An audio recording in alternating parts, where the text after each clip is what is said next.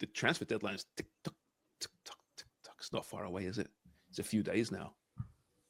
There's more rumblings around Canadian players, Ishmael Kone and Tajon Buchanan. Even Fabrizio Romano mentioned that Tajon is close to signing with Villareal of Spain on loan. Villareal sitting 5th in La Liga right now. Tell you what, Jimmy, that's I think that'd be a really good move for him. That's a big club, the Yellow Submarine. Actually, it's not. It's a small club that plays like a big club. They call it the little team that could, in many ways. It's a fantastic football club. And if you're making a move from Inter Milan, would that make sense to you if you're Tajon? I think so. I think it's a good club. Got good history. A lot of good players have played with that team. And if it means him getting first team football week in, week out, playing in La Liga, fighting for a Champions League spot, it's going to be competitive, and it's what he needs right now. I watched him play for Inter the other day. I thought he did very, very well when he came on. Yeah, they ended up winning 4-0, but for him, it's just about being consistent now and getting the minutes in, week out, and getting back into that rhythm. Very similar to what Jesse Marsh was saying, that now's the time for him to be playing first team football week in and week out, and I think this could be a great opportunity for him.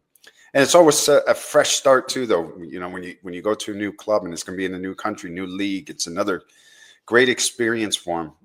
And I'd like to see him go there and perform. And Denzel Dumfries isn't there, which is really handy. Yeah, as well. Yeremy Pino is generally their right side attacking midfielder, and he's a young guy. Played for Spain. You probably saw him at Euro. But he's had a pretty average year, coming off an ACL injury.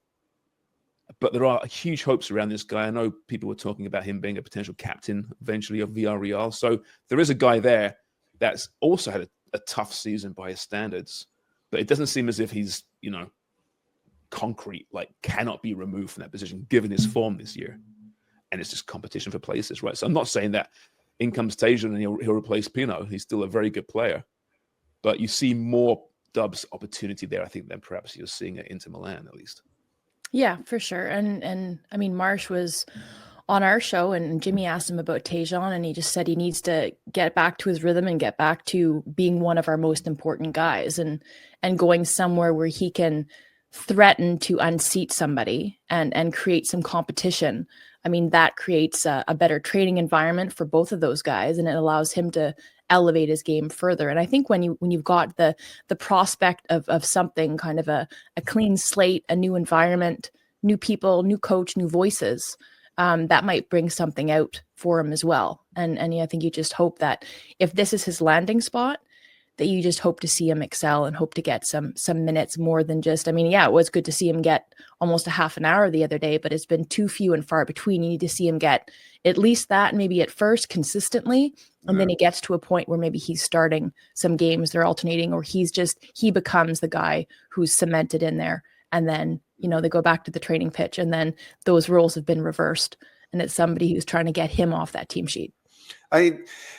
For me, him going to Villareal, I like that simply because they are fighting for a Champions League spot, as opposed to going to a team that's mid-table that are just coasting right now. You're not going for a Champions League spot. You're out of the relegation zone, and you're just finishing off the season. So I think it's a good move for him because it's going to be competition. It's going to be competitive week in and week out, and there's something on the line. Dubs and Jimmy, what is coming back? Tajon's not a rookie, but he's still a young guy. What's it like coming back from injury earlier in your career than later in your career? Because I always think, this guy had a broken something, like tibia, it was a tibia. Thank you. Do you forget about that easier when you're healthy, heals quickly, or is it always in the back of your mind? From my experience, I hated it. When I was younger, I had a double hernia when I was at Forest, and I was out for 6-7 weeks, maybe a little bit longer. And you end up chasing the season because the players are playing week in and week out. It's all about maintenance for them. And for me, I was trying to get my fitness levels up, my game level up. And you chase the season. And the same when I was at Norwich, when I first signed for the club, I tore my hip flexor. I was out for a couple of months, and it was a nightmare for me to get back into that rhythm and playing throughout that season. So regardless, if you're 20 and you get a bad injury, or you're 28, it's never good, because you need that preseason, that base, and then start playing your football week in and week out, and your fitness levels are where they should be. But when you get a bad injury and you just can't get your fitness levels back to where they are, it's a difficult one throughout a season. I would say that there's a mindset about recovering from an injury, and sure, the nature of the injury will affect how you adapt and how you react kind of in your rehab and in your recovery as you make your way back onto the pitch and try to regain your form. Tajon's 25. So like, I think of major injuries in my career. I was lucky enough to not have too many. I had some concussions. I had a really bad ankle sprain at Nebraska. I tore my PCL a little bit later. And then I had refracture surgery really late in my career.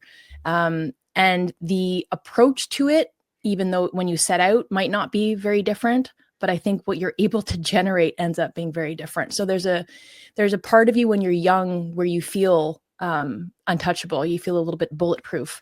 And so when you get injured, it's like a chink in the armor. Like you feel like, oh my gosh, like I thought that this would never be me. Like we've heard Forrest talk about that, right? Like when you're youthful, you have that exuberance and kind of that joie de vivre, and that way that you just go about things where you don't maybe think about it. It doesn't creep into your mindset.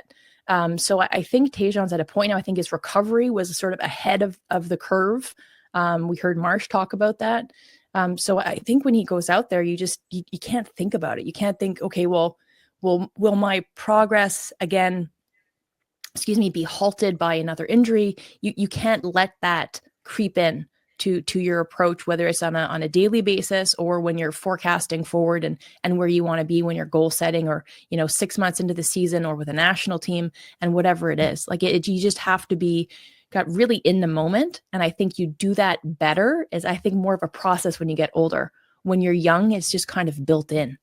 There's also last night some speculation about Ali Ahmed. Yeah, I saw being on the move. Now I remember Asa Rahman mentioned to us last year that there was some heat around Ali, and perhaps a move to the continent, European continent, that is, could be on the offing pretty soon. Now, he's coming off an average season, Jimmy, not the greatest season, injuries to start the campaign. I think he had hernia, didn't he? Really set him back. But you can move too soon as well, right? I'm not suggesting that's the case with Ali, but is it not better to establish yourself once again with your current club, and then you might have more options, in fact, by the summertime, for example, in that window? Well, it depends. I mean, he's not 18. He's been around. He's experienced now. He's played in the national team. He's got a lot of games under his belt now. The scouts will be monitoring him and watching him. Certain clubs will see the potential that he has and can be an asset for their club, and they're willing to make that investment. So if that comes along and it's a good club, then yeah, go for it.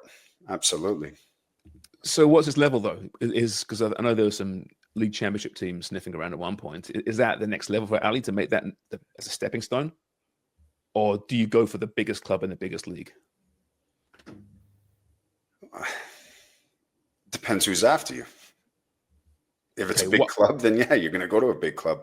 Even though the playing time isn't there. If it's a big club in the championship that's spending a lot of money and they're pushing for promotion, then you can go there.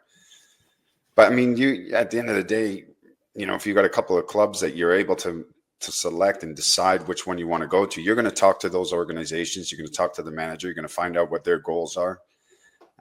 You're going to find out more about the club, and you've got to choose which one you feel is right for you.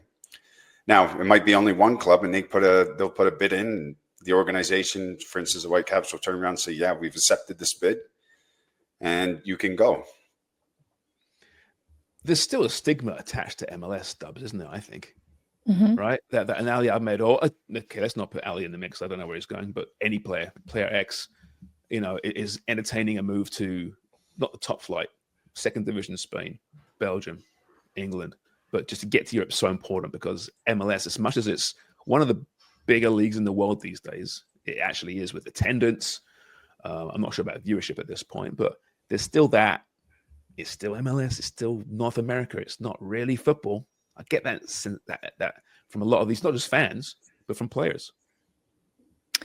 Yeah, it's not quite as sexy, right? Somehow. Yeah. But I think worldwide it's gaining a little bit more clout and credibility. Yeah. And I think you're seeing this with players coming back, and whether it's agents or them, and successful or not, like it's seen more as a lateral move. I mean, again, depends if you're talking about the big five, probably not. And also to Jimmy's point, what kind of club? Is it a big club? Is it Celtic or Rangers in the Scottish Premiership? Like Victor Latore, who was picked up by CF Montreal. Is it a downgrade for him to be coming from Ross County to MLS? No, in fact, I'd argue that it's a step up for him. And I think that's good for his development as a player. It's good for the national team to kind of deepen that player pool. And I also think that helps to add the credence to the worth of MLS as a landing spot. That was an interesting one, wasn't it? Because we are seeing more and more players coming back to North America from stints overseas. And Latore is a prime example, Jimmy. He was a really well-touted defender. I think did he get a cap for Canada? I think he was brought into a couple of squads.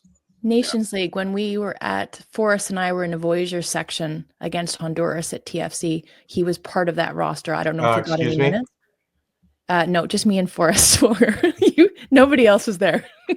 Oh yeah, and Carrie. And you too, Wonger. Was it Steve Chang there? I'm like standing there taking pictures for her and Craig. Oh, so you're the staff. Introducing the Voyageurs to both of them.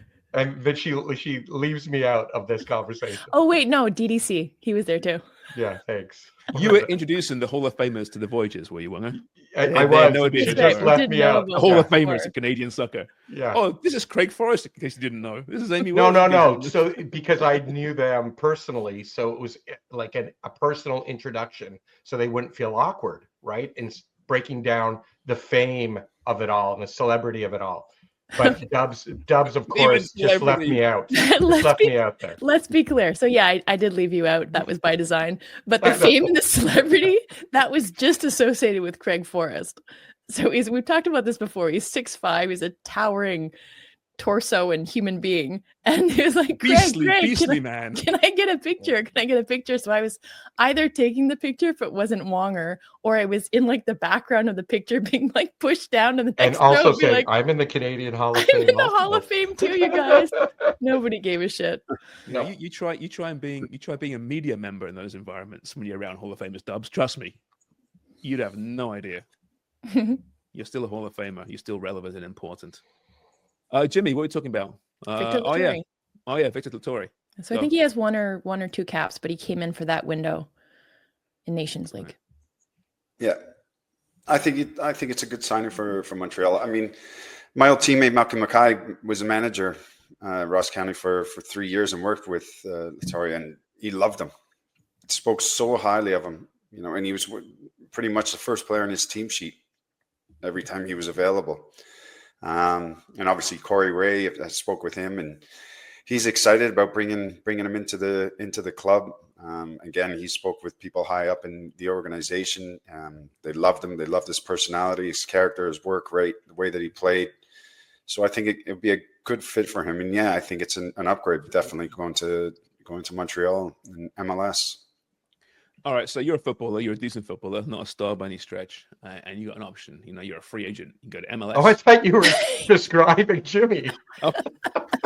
You see Jimmy's expression kind of changed. Already. Or I'm speaking from the third person here. I think third person. Anyway, so you are player X. Okay, you happen to be a free agent. You've had a decent career. You've got some options where you want to go. You got MLS. You're a young player too. Let's throw that in there. You got MLS, or you have Scotland as an example. Outside of Celtic and Rangers, let's not include those because they're just different. I'm going MLS. Really? Yeah. Really? Yeah. And I think for me, because now you're starting to see a lot more players leave MLS and go to big leagues in Europe. I mean, you look at Almiron went for 27 million to Newcastle. Alphonso Davies ended up going to Bayern Munich for 22 million. John Duran went to Villa.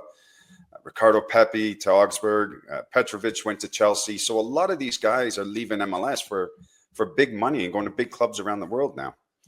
And these players are going into these top leagues and performing. So for me, yeah, absolutely. There's a lot of eyes on Major League Soccer right now, looking for the next talent. And the big clubs are paying big money for these players. So yes, I think if you're playing MLS right now, I think you're in a good spot.